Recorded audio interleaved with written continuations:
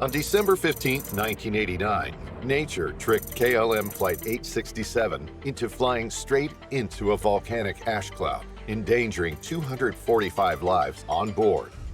What happened next was nothing short of a miracle. It was a clear and sunny morning when KLM Flight 867 took off from Amsterdam Airport Schiphol, Netherlands, and was headed towards Narita International Airport, Tokyo, Japan. The aircraft was a brand new Boeing 747-400, having made its maiden flight only 6 months earlier. Boasting the latest innovations of the time, it was the perfect vessel for this long journey.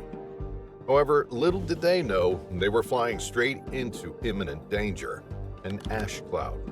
Without warning, the plane entered a thick volcanic ash cloud from Alaska's Mount Redoubt eruption. The unsettling sulfur smell seeped into the cockpit. Before the crew could fully grasp the situation, the cockpit was filled with pungent smoke. And then, at an altitude of 29,700 feet, all 4 engines went silent, gripped by the ash's chokehold. The aircraft started plummeting towards Earth at a horrifying speed. This majestic engineering marvel turned into a helpless glider. The pilots were frantically struggling to restart the engines and prevent the fall. They knew that the lives of all 245 people on board depended on their success. With just 10,000 feet from the ground, the pilots fought against all odds to bring the engines back to life, but nothing seemed to be working.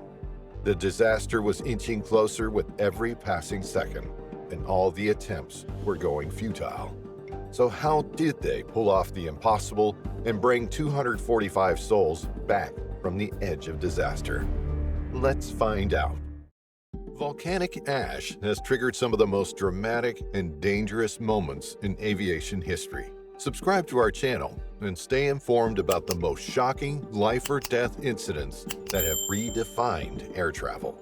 Let's discover what really happened on that fateful day and how the pilots struggled for survival against the unforgiving forces of nature. KLM Airlines had bought a state-of-the-art aircraft, Boeing 747-400. This particular model had a glass cockpit, and dozens of analog dials were replaced with 6 screens. The flight engineer function was also automated so that it could be flown by just 2 crew members, the captain and the first officer. Flight 867 was a regularly scheduled flight from Amsterdam, Netherlands to Narita International Airport in Tokyo, Japan. The plane had to stop at Anchorage Airport, Alaska, USA for refueling and then continue on to its journey.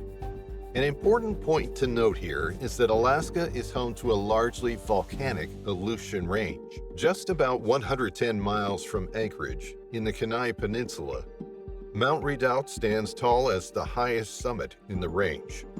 The mountain would be the cause behind the terrifying ordeal awaiting Flight 867. Number 1. On December 14, 1989, Mount Redoubt erupted, sending volcanic ash plumes into the atmosphere. Ash clouds surrounded the city and soon turned this eruption into the second costliest eruption in American history. Number 2. On December 15, 1989, KLM Flight 867 departed from Amsterdam at 8:30 a.m. Number 3. The captain, Carl van der Elst, had 13,000 hours of flying experience, but on this aircraft, he had only 100 hours under his belt. Number 4. On this particular flight, there were 2 first officers, Emma Fisher and Walter Furbohm. Number 5. Almost 11 hours had passed and the crew made their way north towards their journey to Alaska. Number 6. The flight progressed as normal, except for one detail. The crew was informed about the eruption mid-flight. They were told to take precautions and steer clear of any ash clouds in their way. The crew was lucky that they were flying during daytime, because at nighttime, they wouldn't be able to see ash as it blurs the windscreen. Volcanic ash goes undetected on weather radars and suffocates jet engines, so it must be avoided at all costs. Number 7. The plane was just 90 miles out and began the descent into Anchorage at around 25,000 feet. Number 8. The sky was mostly cloudy, but the crew had no idea about whether these clouds were ash clouds or not. Neither air traffic control or the flight crew had any information about the exact location of the ash cloud. Number 9. Passing through 26,000 feet, the crew contacted the Anchorage Air Traffic Control. They informed them about the brownish clouds ahead.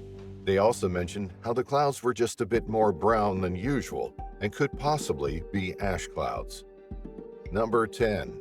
The aircraft entered the cloud. Sulfur-laden smoke filled the cockpit, alerting the pilot they had entered an ash cloud. Number 11. The pilots donned their oxygen masks, and the first officer contacted air traffic control. He let them know about smoke in the cockpit and the decision to go left. Number 12. The captain applied maximum thrust on all 4 engines to climb out of the cloud, but this decision only made the matter much worse. The plane had climbed to an altitude of 27,900 feet by then. Number 13. The thick ash clogged the engines, and the plane began to shake violently. Passengers screamed in terror as the aircraft rocked and swayed uncontrollably. Number 14.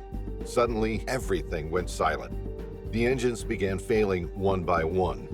The first officer told the air traffic control about flaming out all 4 engines. The plane began to fall toward the earth. Number 15. After engine failure, there was a momentary blackout in the cockpit. After that, all critical systems were on backup electric power. Number 16. The aircraft became an oversized glider, descending steadily yet rapidly toward the Alaskan mountains and wilderness. Number 17. The captain handed over the aircraft control duty to the first officer, while he focused solely on getting the engines back on. Number 18. He made repeated attempts, but to no avail. The plane was descending at an alarming speed. Number 19. During the fall, the pilots lost vital instrumentation and their airspeed readings. They also received a warning informing them about a possible fire in the cargo deck. Number 20. The acrid smoke was now seeping into the cabin and blocked daylight for the passengers, making the cabin go dark. Number 21. The aircraft had now descended over 10,000 feet. They were quickly running out of time and distance from the Earth. Number 22. On the 8th attempt, the captain finally succeeded in restarting the engines on the left side of the aircraft. The plane had descended over 13,000 feet by then. Number 23. Finally, had a distance between them and the Earth reduced to a mere 10,000 feet. Engines 3 and 4 coughed back to life. Their plane was now fully capable of making a safe descent and landing in Anchorage. Number 24. Yet trouble was far from over. The cockpit's windshield had been sandblasted, minimizing visibility.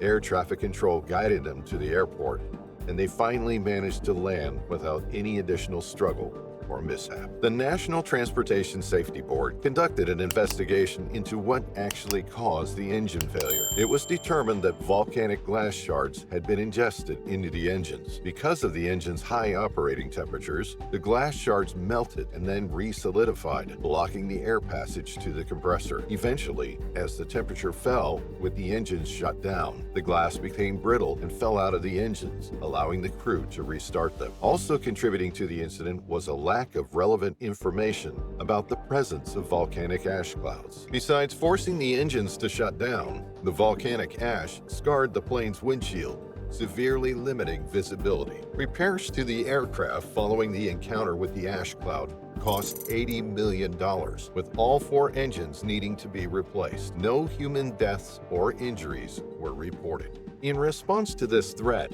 the aviation community needed to develop a plan to deal with these potentially dangerous conditions. The International Civil Aviation Organization recommended that a number of volcanic ash advisory centers be established around the world to monitor volcanic ash clouds that could impact aviation operations and to send out appropriate warnings. By the late 1990s, 9 centers, Anchorage, Buenos Aires, Argentina, Darwin, Australia, London, Montreal, Tokyo, Toulouse, France, Washington, and Wellington, New Zealand, were established. They also developed a 4-tier color-coded alert system to warn airlines and mid-air aircraft about potential dangers ahead. With around 1,550 potentially active volcanoes around the world, hundreds of them pose a serious threat to aviation operations. because dozens of them erupt on a yearly basis. This accident proved to be a wake-up call for the aviation world. KLM Flight 867 could have been a catastrophic disaster, but instead, due to the crew's sheer determination, it was written in aviation history as a tale of survival against impossible odds. It's a story of quick thinking, intense pressure, and survival, one that shows how even the most advanced technology can be tested by the forces of nature. What do you think would have happened if ash had caused permanent damage to one or more engines? Let us know in the comments below.